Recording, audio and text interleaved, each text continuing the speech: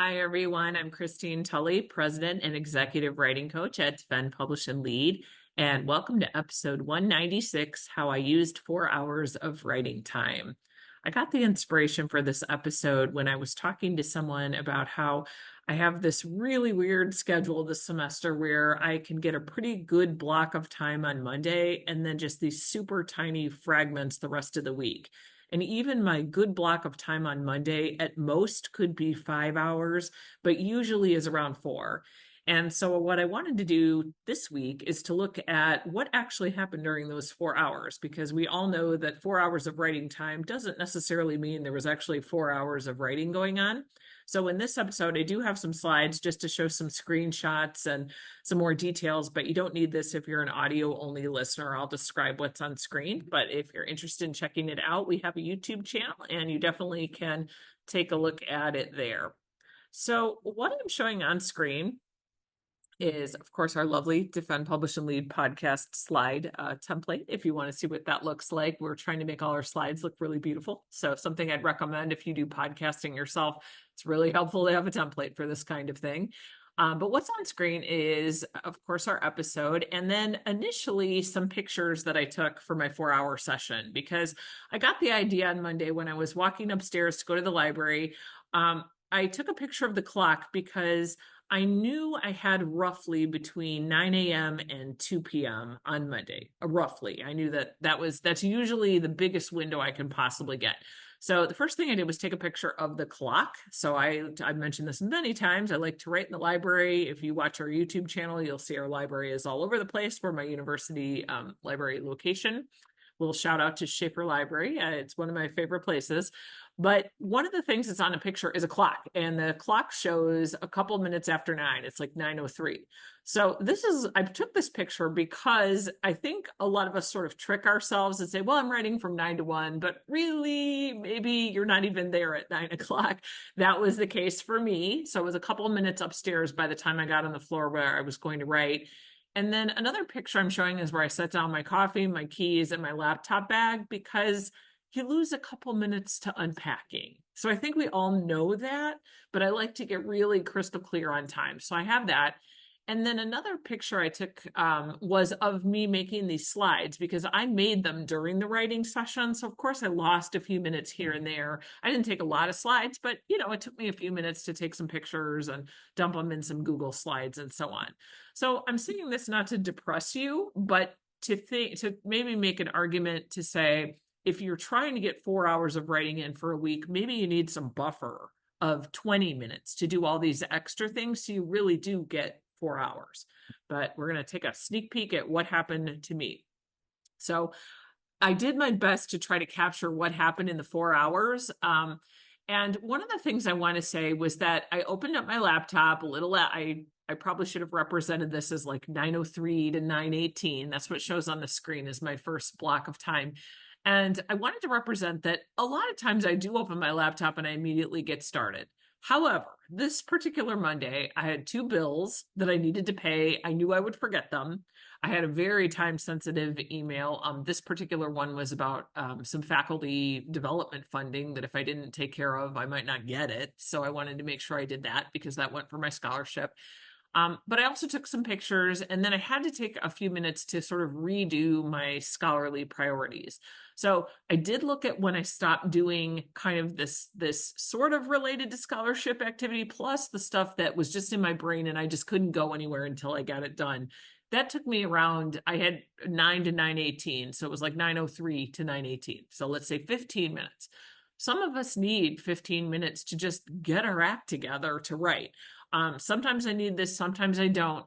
But in this case, I had been carrying around 2 bills forever, and I was like, I could take 2 seconds and do this online and get rid of these envelopes and so on. So yes, I use some time not for writing in my writing time, and I think a lot of us do that. So I just want to put that out there.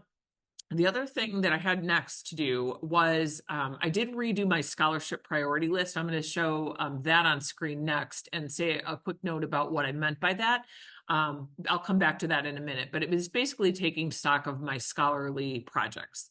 Then from 9:18 to 9:46, so remember my writing time, I have approximately between 9 and 2. On this particular day, I really had to be moving by around like 1:10, 1:15. So I didn't have the full 5 hours. So 9:18 to 9:46, I worked on edits of my first project that I needed to get completed. This was a project where I had some very final edits to submit the project. It was for an edited collection. I was just about finished. I had to just do a few tiny things and get rid of it. So I was really motivated to complete it. And it probably could have taken as long as an hour, but I don't want to do the math, but somewhere between 9:18 and 9:46, I got it done. So it didn't take an hour to do. I was really motivated to push towards completion there. Then I put in a little note in there about 9:47 to 9:58 is where I really started making the slides for this podcast that you're looking at right now, because a lot of the episodes I try to do real time when I'm actually writing, so you can see what I'm actually doing. 9:58, I crossed off priority 1, went to project 2. And between 10:10 and 1 p.m., I completed some paper edits, meaning I looked at a paper draft and did some edits and entered them into a digital draft during this almost 3-hour block. Now, was I actually writing for 3 hours? No, I was taking a few breaks now and then to stand up, to walk around the stacks in the library. I went and got a drink at one point, but these were all short breaks. I would estimate they were all under 5 minutes, maybe 2 to 3 minutes max. I was pretty motivated to get these edits completed because the project that I'm working on as my second project during this writing time, I have a hard deadline of Friday, and remember, Monday is my big writing day. So I was pretty motivated to just hustle. And then at 1:05, which was about 10 minutes before I absolutely had to leave, I wrote a quick note about where I left off on the paper draft where I was doing edits. So basically, I had a book draft of like 200 pages. After I edited certain pages in print, I just took those, threw them in the recycling bin, and the top of the stack where I left off, I wrote a note. And then I also put a quick highlight in my digital copy as well. Then I mentioned updating my scholarly project. And if you're watching this on YouTube, this is very exciting right now, but we're having multiple power failures, but I'm on battery power. So this is kind of an exciting, exciting episode. So I'm not actually plugged in because I knew this had been happening all day. I updated my scholarly chart I mentioned as kind of after I got kind of the busy work of paying a bill and some other things out of the way. I did go into my chart, which I've noted before I keep in Penzu. And what I ended up doing with this list is I initially had 4 projects on my priority list, but really I had 5 now, because within the last time when I actually checked into doing my scholarly work, I have since been invited to work on another book project that I wanted to make sure was represented in my fall projects. That project just requires a project description and essentially a proposal that needs to be completed. So I wanted to make sure I didn't lose tabs of that, even as I was juggling 2 other book projects during the writing time. So I'm saying this because there's a lot of mental labor in figuring out how to do some of the scholarship, managing both the project you're writing and then future projects.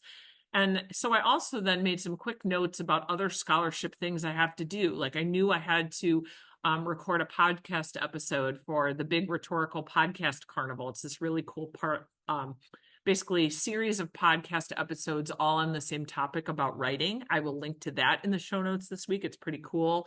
I had to register for a conference and actually 2 conferences that are both scholarly related. So I'm saying this just to say that when I was doing the writing for both of my projects during that 4-hour time, I also took a moment to keep stock of everything else. So I hope this helps just kind of seeing what real 4-hour writing looks like. I mean, I got a lot finished because I kind of had to. Sometimes I don't really have it go. I wouldn't say this went smoothly. It was definitely not fun. My back ached after I was finished hunching over for 3 hours, but this is something just to show what really kind of pushing on a session does. And even then I have interruptions and breaks to do other things. So I hope this helps, and happy writing this week.